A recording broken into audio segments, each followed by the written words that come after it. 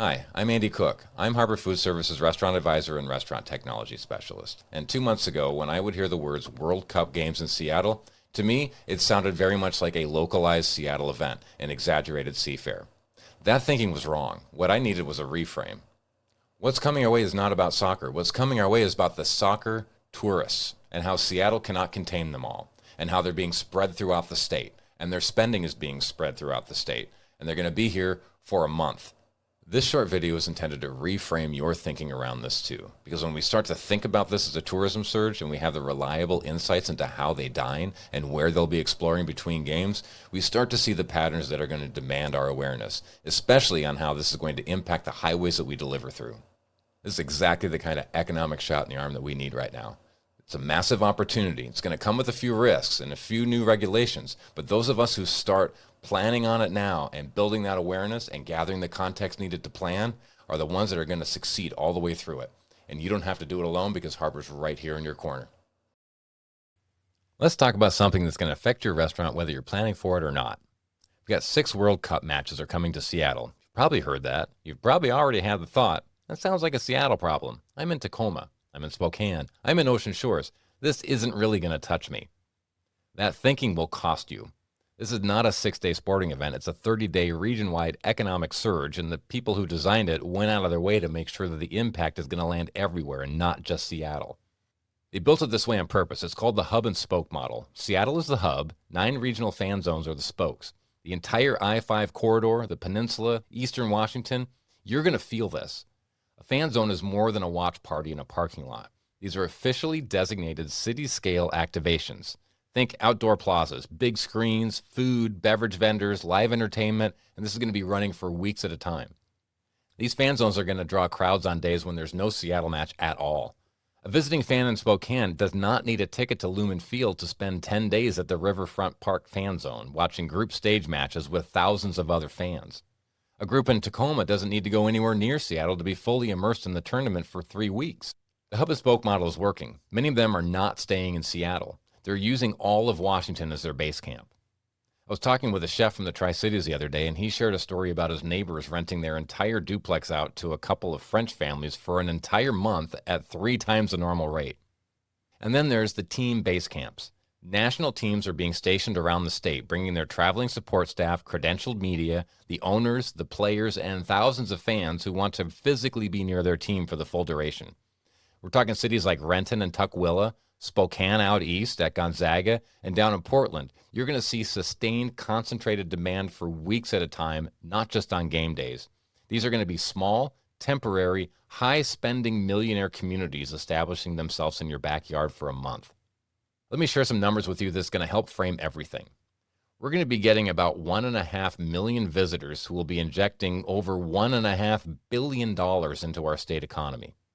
And for every 1 stadium ticket holder, there are 4 more World Cup tourists outside. They're here for the tournament environment and to explore Washington between the matches. So, who are these people? We're calling them the super tourists. Our average June visitor spends about $80 a day on food and beverage and stays about a couple of nights. A super tourist is going to spend close to double that per day on food and beverage, and they're going to stay an average of 9.5 nights. The multiplier comes down to 6.5 times. To put that another way, 1 super tourist is worth more to your bottom line than a full minivan of regular summer travelers. And between these matches, after these matches, and on the days that they're not watching any matches at all, or when they're traveling, these people are going to want to eat out almost every single meal. And they're not just here to see Washington State, they're here to taste it. So that means if you have local products that you brag about them loudly. And even if you don't have local products to brag about, you are still a local staple restaurant. Take advantage of it. Now, we've talked about a lot of numbers. We've talked about the demographic. Let's bring it down to reality and talk about the traffic this is going to create, because this is where the operational stress gets real in a way that goes far beyond a busy dining room.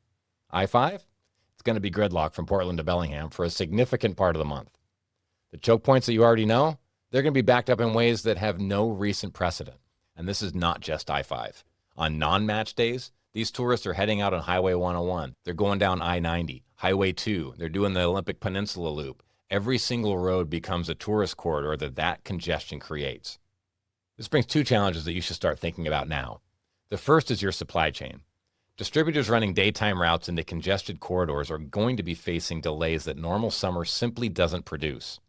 Harbor's already working on this. We're exploring alternate delivery routing based on real-time traffic conditions, night drop windows that move product before the corridors lock up, and strategic pre-tournament stockpiling of key non-perishable items.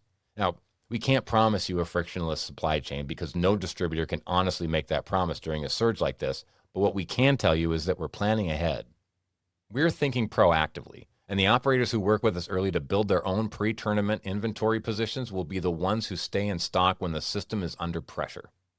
And the other one is compliance related. Washington State LCB has passed HB 1515 specifically for this event.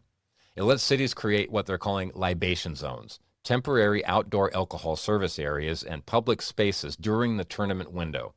So if your restaurant sits inside or adjacent to any one of these 9 fan zones, your city may be applying for authorization that lets you extend your license permit into the street. That's a real opportunity, but it requires some permitting work. The Washington State LCB will increase enforcement during the tournament as well. This is not the summer to have a training gap in your alcohol service procedures, and your staff is going to be presented with identification that they've never seen before. Passports are going to be the only acceptable international ID. Foreign driver's license are not. So you're going to have to train your team on that distinction before June, and they're going to have to know how to read these passports. Honest question. If you knew that your June restaurant traffic was going to be 6 or 7 times heavier than a normal summer, what would you be doing differently now to prepare? Here, on our side, we're thinking menu adaptations, staffing security, inventory, supply chain, hours of operations, and LCB compliance. There's going to be some real prep work to do across all of it, but the operators who start work now are going to be in a fundamentally different position than the ones who waited until they're already in it. Harbor's been building something to help you think through all this. It's not a brochure, it's a working intelligence platform built specifically for Washington restaurant operators around this event. It goes deeper on every single topic that we've touched on today and more, and it's designed to help you move from awareness into an actual plan. So I hope you can see now that this opportunity is very real. The timeline's fixed. The only variable now is how we're going to be ready for it. We're going to be adapting through these challenges together. We're also going to be in a much, much stronger position when we get to the other side of it, because every single way that we improve our business or our operations in preparation for this, we're going to own those improvements when it's over. So let's get to work.